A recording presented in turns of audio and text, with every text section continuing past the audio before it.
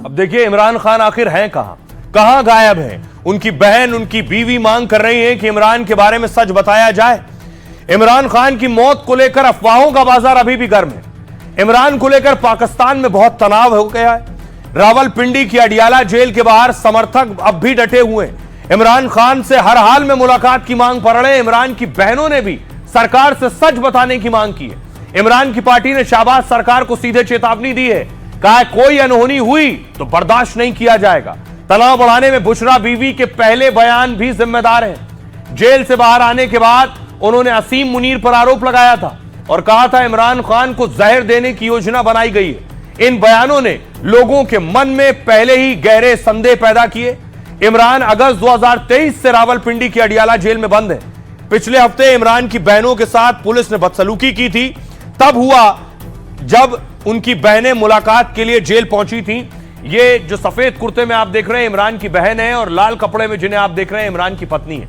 इमरान खान की बहनों को उनसे मिलने नहीं दिया गया था।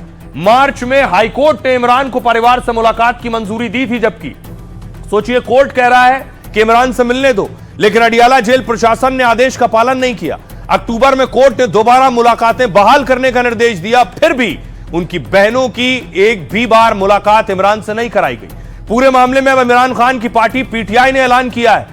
पीटीआई के सांसद हर मंगलवार को इस्लामाबाद हाईकोर्ट के सामने जमा होंगे। देखिए कौन क्या कह रहा है इमरान खान पर, उनकी स्थिति पर। उनकी बहन अलीमा खान कह रही है 6 से 7 महीने से इमरान खान से मिलने नहीं दिया जा रहा है। किसी की जुर्रत नहीं कि उनका बाल भी कोई बाका कर सके। पाकिस्तान की तानाशाह सरकार जेनजी से खौफजदा है। नवाज शरीफ कह रहे हैं इमरान खान को सत्ता में लाने वालों के लिए जवाबदेही तय होनी चाहिए। जो उन्हें सत्ता में लाए हैं वो खुद इमरान से ज्यादा बड़े अपराधी हैं। पाक का जेल प्रशासन कह रहा है इमरान खान की जेल बदलने की खबर में कोई सच्चाई नहीं है। वो पूरी तरह ठीक है और उन्हें सारी मेडिकल सुविधाएं मिल रही हैं। और रक्षा मंत्री पाकिस्तान के कह रहे हैं इमरान को एक डबल बेड और एक वेलवेट का गद्दा दिया गया है। जो खाना उनके लिए आता है वो 5 स्टार होटल में भी नहीं मिलता है।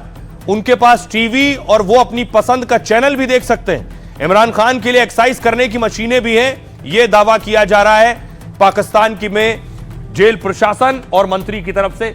इमरान खान की बहन से हमारे सहयोगी ने बात की, सुनिए वो क्या शक जता रही। एक मेरी बहन की, हाँ। लेकिन 5-6 हफ्ते में सिवाय मेरी बहन के, हाँ। 6-7 हफ्तों में सिवाय मेरी बहन के जो 2 दफा मिली हैं, हाँ। किसी की भी मुलाकात, तो यहाँ पे कोई लॉ तो अप्लाई नहीं कर रहा है। उनको जेल में क्यों डाला हुआ है? क्योंकि 85% पाकिस्तान उनके साथ खड़ा है और ये साजिश इमरान खान के खिलाफ नहीं, ये तो अपने लोगों के खिलाफ है। अब देखिए क्यों खौफ है कि इमरान खान को मारा जा सकता है, क्योंकि पाकिस्तान का इतिहास ऐसा ही रहा है।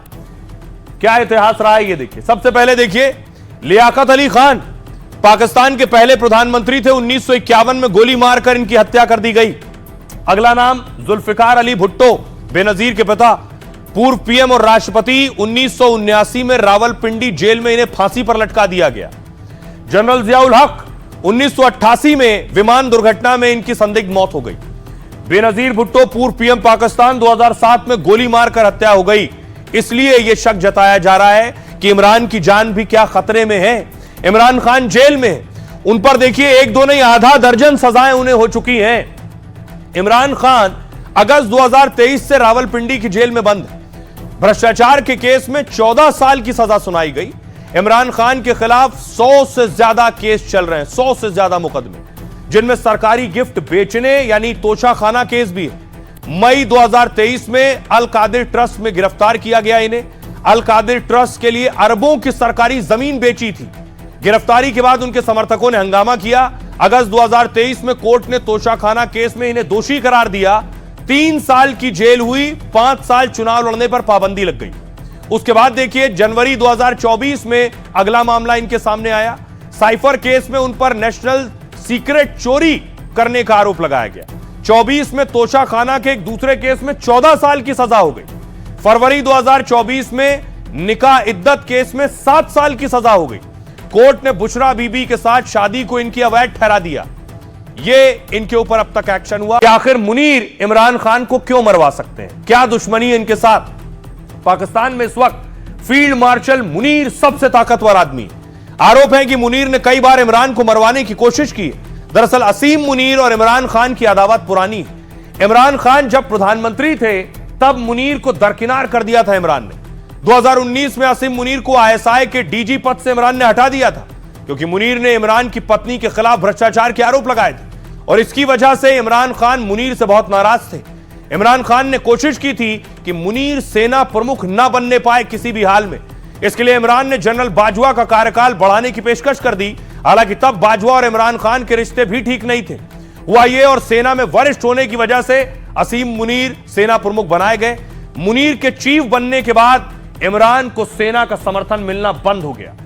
आम चुनाव में इमरान को हराने के लिए नवाज शरीफ लंदन से आए और एक तरफ नवाज शरीफ के खिलाफ दर्ज मुकदमे खत्म किए गए, वहीं दूसरी तरफ अलग अलग मामलों में इमरान को सजा होने लगी। इमरान खान को जब अविश्वास प्रस्ताव के जरिए पीएम पद से हटाया गया तो उन्होंने आईएसआई और मुनीर के खिलाफ साजिश रचने का आरोप लगाया। साथ ही कई बार यह भी कहा कि आईएसआई उनको मारने की साजिश रच रही है।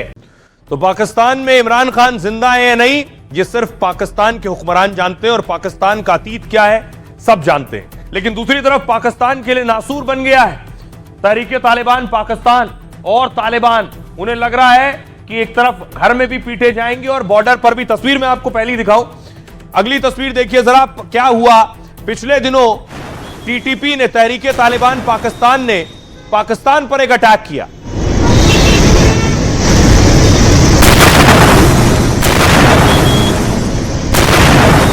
अगली तस्वीर देखिए, उसके बाद क्या हुआ। उसके बाद तालिबान पर पाकिस्तान ने एयर स्ट्राइक कर दी। 3 एयर स्ट्राइक एक के बाद एक की।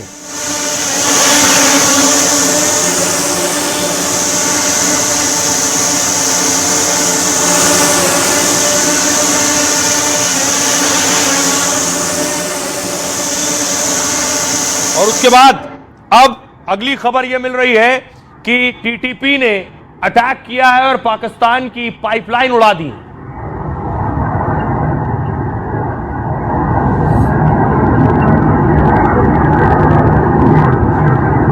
ये जो तस्वीर आप देख रहे हैं, ये गैस पाइपलाइन उड़ा दी है तहरीके तालिबान पाकिस्तान ने।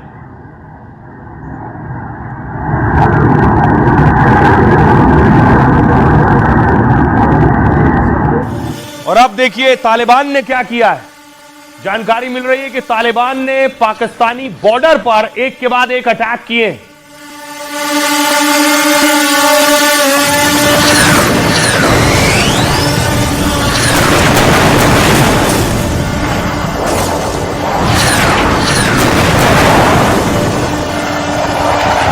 बताया जा रहा है तालिबान ने ड्रोन से अटैक किए हैं और इस ड्रोन हमले में कई जानें चली गई हैं।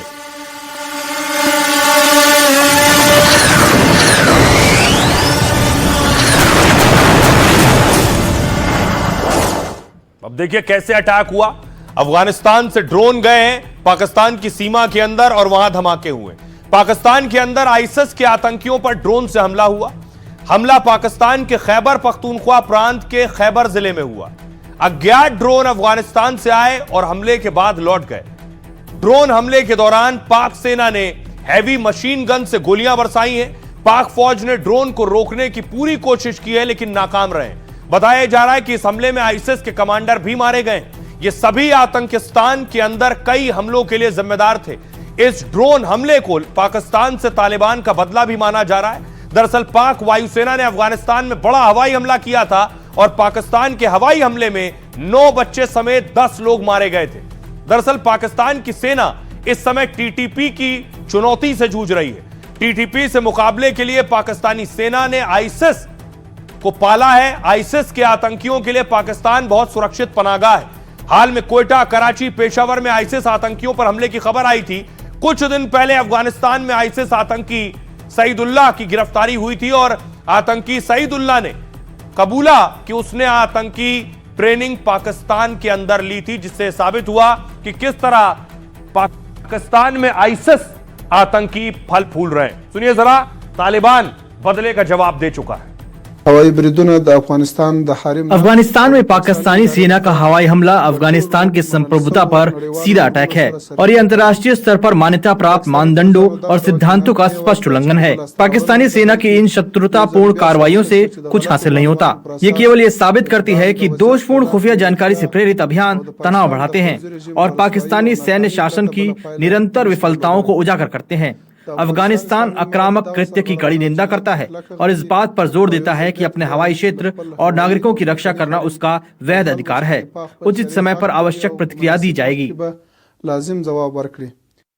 तो तालिबान ने कहा था उचित समय पर आवश्यक प्रतिक्रिया दी जाएगी और प्रतिक्रिया दे दी गई। ड्रोन अटैक हो गया है, लेकिन शहबाज शरीफ के एक बहुत अच्छे दोस्त डोनाल्ड ट्रंप के व्हाइट हाउस के पास एक अटैक हो गया है।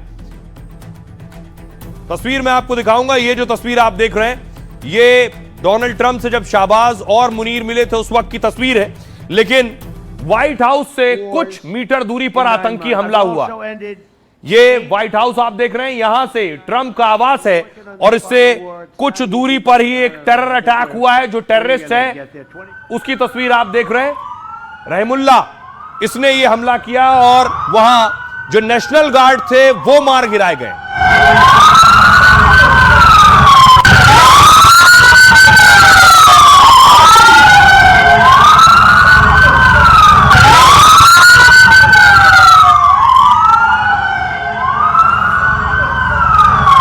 उसके बाद देखिए जरा, ट्रंप के घर के पास जिसने हमला किया उसे गिरफ्तार कर लिया गया है। गोलियां चली हैं और क्रॉस फायर में। उसके बाद देखिए वो शख्स गिर गया स्ट्रेचर पर, एम्बुलेंस बुलाई गई और उसे अस्पताल ले जाया गया, जिंदा है। 2 नेशनल गार्ड की मौत हुई है। हमलावर गिरफ्तार है, इसका नाम है रहमानुल्लाह। और रहमानुल्लाह दरअसल रह रहा था अमेरिका में। ये तस्वीर आप देख रहे हैं, बाकायदा इसका आईडी कार्ड आप देख रहे हैं, रहमानुल्लाह, और लिखा हुआ है NSU खास यूनिट में, अमेरिका में बहुत खास यूनिट में, फोर्स में काम कर रहा था अमेरिका में। अफगानिस्तान से इसका ताल्लुक है और इसने ही आतंकी अटैक किया। ट्रंप खुद कह रहे हैं ये एक टेरर अटैक था। क्या हुआ मैं आपको बताऊं। दरअसल व्हाइट हाउस के पास नेशनल गार्ड्स के 2 जवानों को गोली मारी गई। अमेरिकी राष्ट्रपति डोनाल्ड ट्रंप ने इस गोलीबारी को आतंकी हमला बताया है। हमले में शामिल संदिग्ध की पहचान रहमानुल्लाह लाकनवाल के तौर पर हुई है। हमलावर 29 साल का है और अफगान शरणार्थी है। पुलिस ने उसे दबोच लिया है। हमलावर ने एक महिला गार्ड को सीने में और सिर में गोली मारी। हमलावर रहमानुल्लाह अगस्त 2021 में अफगानिस्तान से अमेरिका आया था। उसने 2024 में शरणार्थी के लिए अप्लाई किया। 2025 में मंजूरी मिल गई। बहुत से शरणार्थी अमेरिका जाते हैं, अप्लाई करते हैं, वो शरणार्थी हैं, अफगानिस्तान में सताए हुए हैं, यहां रहने की जगह मिले, उन्हें जगह मिल गई और उसने गोली मार दी। अमेरिका आने से पहले 10 साल तक अफगान सेना में काम कर चुका था। इस दौरान अमेरिकी स्पेशल फोर्सेस के साथ मिलकर ऑपरेशन भी इसने किए। हमलावर रहमानुल्लाह कुछ समय कंधार के एक बेस पर भी तैनात रहा था। हमले के बाद अमेरिका ने अफगान नागरिकों की इमिग्रेशन रोक दी है। ट्रंप ने कहा है इसमें जो भी शामिल है उसकी कीमत चुकानी पड़ेगी। नेशनल गार्ड अमेरिकी सशस्त्र बल रिजर्व का हिस्सा है, जिसकी 2 ब्रांच है। नेशनल गार्ड को आपदा राहत पहुंचाने के लिए तैनात किया जाता है और इसी के साथ आंतरिक सुरक्षा के लिए भी ये नेशनल गार्ड की तैनाती होती है। आमतौर पर राष्ट्रपति कुछ खास हालातों में ही इनकी तैनाती करते हैं। वॉशिंगटन डीसी में इसी साल अगस्त से नेशनल गार्ड की तैनाती हो रही है और नेशनल गार्ड की तैनाती के लिए ट्रंप ने एग्जीक्यूटिव ऑर्डर बाकायदा जारी किया था। अब आपको सुनवाता हूं, सुनिए जरा डोनाल्ड ट्रंप क्या कह रहे हैं और FBI के डायरेक्टर क्या कह रहे हैं। हमें ऐसे हमलों को बर्दाश्त नहीं करेंगे जो ऐसे लोगों द्वारा किए जा रहे हैं जिन्हें हमारे देश में होना ही नहीं चाहिए। अब हमें बाइडेन के शासनकाल में अफगानिस्तान से आए हर एक विदेशी की फिर से जांच करनी होगी और ऐसे किसी भी विदेशी को निकालने के लिए सभी जरूरी कदम उठाने होंगे जो यहाँ का नहीं है या हमारे देश को कोई फायदा नहीं पहुँचाता। अगर वो हमारे देश से प्यार नहीं कर सकते तो हम उन्हें नहीं चाहते। अमेरिका आतंकवाद के आगे कभी नहीं झुकेगा।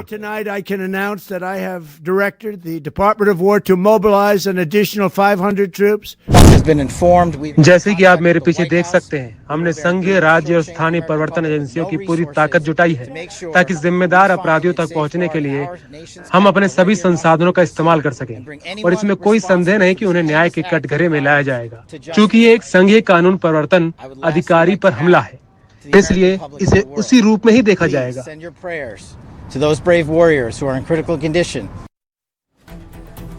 और आइए खबरों में आगे बढ़ते हैं। अब आपको लिए चलता हूं यूपी और बिहार।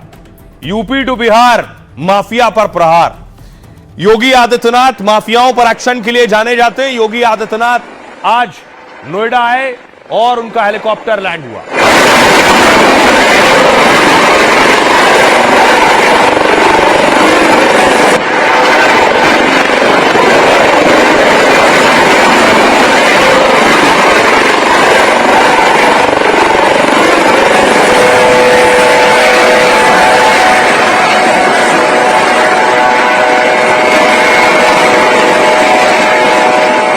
आदित्यनाथ आज नोएडा में थे और दूसरी तरफ बिहार में सम्राट चौधरी के मॉडल की तुलना योगी मॉडल के साथ हो रही है। और सम्राट चौधरी आज दिल्ली में थे। तस्वीर आप देख रहे हैं, गृह मंत्री अमित शाह से मिले सम्राट चौधरी।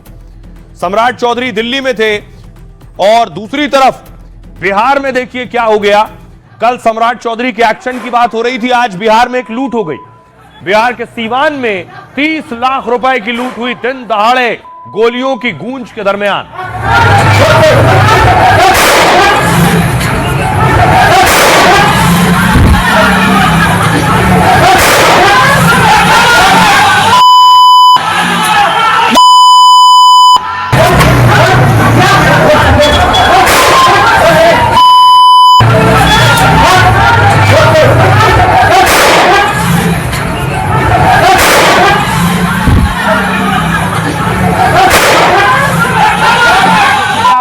लुटेरे 30 लाख रुपए की लूट करके फरार हो गए, गोलियां चलाते हुए दिन की रोशनी में।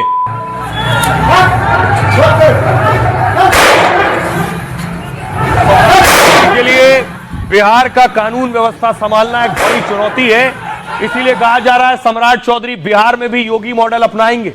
योगी आदित्यनाथ पहुंचे जेवर एयरपोर्ट, जेवर एयरपोर्ट का निरीक्षण किया।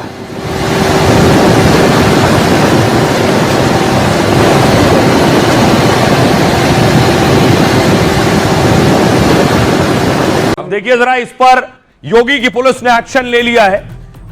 बेटे पर पहली एफआईआर भी हो गई है अतीक के। डॉन अतीक अहमद के छोटे बेटे पर शिकंजा कस गया है। प्रयागराज में अतीक के बेटे अबान पर पहला केस दर्ज हुआ। अतीक के बेटे पर यह केस भड़काऊ रील को लेकर दर्ज हुआ है। शादी समारोह की तस्वीर आप देख रहे हैं। अबान का यह वीडियो वायरल है। यहां से वीडियो में अतीक का बेटा दबंग अंदाज में नजर आ रहा है। अबान पहले लग्जरी गाड़ियों के काफिले के साथ दिखता है, फिर डिनर कर रहा है। बैकग्राउंड में धमकी भरे डायलॉग चल रहे हैं। अतीक के बेटे की रील में कई भड़काऊ और आपत्तिजनक डायलॉग है, जैसे सामने वाले को हमसे क्या मिलेगा ये उसकी औकात बताएगी, हम दिल भी रखते हैं और असलाहा भी रखते हैं, हम की तरह पीछे से वार नहीं करते। इसमें भी आपत्तिजनक शब्द है। तूफान और जब भी आते हैं मां कसम डैश जाते हैं। आरोप है कि रील के जरिए अतीक का बेटा दबंगई दिखाने की कोशिश कर रहा है। धमकी वाले वीडियो डालकर दहशत फैलाने की कोशिश है। बीएनएस की धारा 353 के तहत अबान और उसके साथियों पर एफआईआर दर्ज हुई है। यह धारा माहौल बिगाड़ने और उपद्रव फैलाने वालों बयानों से संबंधित है। इसमें 3 साल तक की जेल और जुर्माने का प्रावधान है। मतलब अतीक के छोटे बेटे को भी जेल जाना पड़ सकता है। अतीक का 5वां बेटा अबान उमेश पाल हत्याकांड के समय आपको याद होगा 2 बच्चों को बाल गृह ले जाया गया था। 200 दिन तक बाल गृह में रहे थे। बालिग होने के बाद अबान प्रयागराज में अपनी बुआ के पास रहता है। नामी गैंगस्टर के बेटे को पुलिस की सुरक्षा मिली हुई है। फिर वो कैसे लग्जरी गाड़ियों के काफिले में घूम रहा है, सवाल यह है। और धमकी भरे डायलॉग वाली उसकी रील बनाई किसने? क्या अतीक के बेटे के कहने पर रील बनी? पुलिस इसकी भी जांच कर रही है। आइए आपको सुनवाता हूं, सुनिए जरा वकील क्या कह रहे हैं इस पर।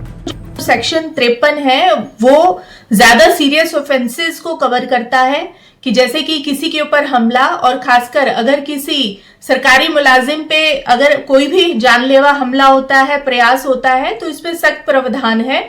और पुलिस को बिना किसी वारंट के अधिकार है कि वो एक्यूज्ड को अरेस्ट कर सकता है। अब ये पहली बार ऐसा नहीं है। अतीक के बेटे जो हैं ज्यादातर जेल में, 2 बाहर थे, उनमें भी एक पर एफआईआर हो गई है। पिछले दिनों मैंने आपको तस्वीर दिखाई थी अतीक के, ये जो अबान की तस्वीर आप देख रहे हैं, जिसके बारे में अभी आपको बताया, ये अपने भाई अली से मिलने जब जेल गया था, ये वो तस्वीर है। चेहरा छिपाकर वो निकलता हुआ दिखाई दे रहा है, अली से मिलने के लिए जब वो जेल पहुंचा था। अली का भी एक वीडियो आया था सामने पिछले दिनों, जब उसकी जेल शिफ्ट की गई, अली को झांसी जेल शिफ्ट किया गया, ये उस वक्त का वीडियो है। मुख्यमंत्री जी से निवेदन है कि अब और ना सताया जाए, जो कुछ हो गया है सो हो गया, और जो अन्यथा सताया जा रहा है उससे बचा ले। अन्यथा सताया जा रहा है उससे बचा ले मुख्यमंत्री जी। पानी तक नहीं पीने दिया गया है मानो। क्या हुआ अली, क्या हुआ रास्ते में? पानी तक नहीं पीने दिया गया। जेल में मैं जिस जगह था अपने होम डिस्ट्रिक्ट में, वहाँ मुझे अकेले रखा गया, न किसी से मिलने की अनुमति थी, न बात करने की अनुमति थी। अब बताइए, भेज दिया गया वहाँ से 400-500 किलोमीटर दूर। रास्ते में कोई दिक्कत? अब बताइए, इतने छोटे से चेम्बर में 5-6 आदमी बैठे हैं, बताइए दिक्कत नहीं होगी? किसी प्रकार का डर तो नहीं लगा? जानता है कि आप सुरक्षित रहेंगे कि नहीं रहेंगे। मीडिया वालों के माध्यम से मुख्यमंत्री जी से निवेदन है कि अब और ना सताया जाए, जो कुछ हो गया है सो हो गया, और जो अन्यथा सताया जा रहा है उससे बचा ले। तो अतीक का ये बेटा भी जेल में है। आपको बताऊं, अतीक अहमद, 160 से ज्यादा क्रिमिनल केस दर्ज है अतीक पर। योगी गुजरात की जेल से अतीक को यूपी लाए, पुलिस कस्टडी में गोलीबारी में अतीक अहमद मारे गए। अगला नाम है उमर अहमद का, ये बड़ा बेटा है। रंगदारी, वसूली समेत कई मामले दर्ज हैं उमर पर। फिलहाल उमर लखनऊ जेल में बंद है। ये अगली तस्वीर आप देख रहे हैं। अतीक का अगला बेटा अली नाम है इसका, दूसरा बेटा है। हिस्ट्री शीटर, हत्या के प्रयास जैसे केस दर्ज हैं। अतीक जेल गया तो अली गैंग संभालता था। हाल में अली नैनी जेल से झांसी जेल शिफ्ट किया गया है। एक और बेटा असद, अतीक का तीसरे नंबर का बेटा, वांटेड अपराधी था। उमेश पाल हत्याकांड में असद भी शामिल था। झांसी में पुलिस एनकाउंटर में मारा गया। एज़म अतीक का चौथे नंबर का बेटा है और उमेश पाल हत्याकांड के बाद 221 दिन बालगृह में रहा है। बालिग होने के बाद रिहा किया गया। राजनीति की पढ़ाई के लिए कोलकाता गया है। और अबान, जिस पर एफआईआर हुई, सबसे छोटा बेटा नाबालिग था तो बालगृह में था। 20 साल की उम्र में ही पहला मुकदमा दर्ज हो गया है। मां शाइस्ता परवीन, अतीक की पत्नी, भी वांटेड अपराधी है। सालों से फरार हैं। 50,000 का इनाम घोषित है। अतीक के जनाजे तक में नहीं पहुंची थी।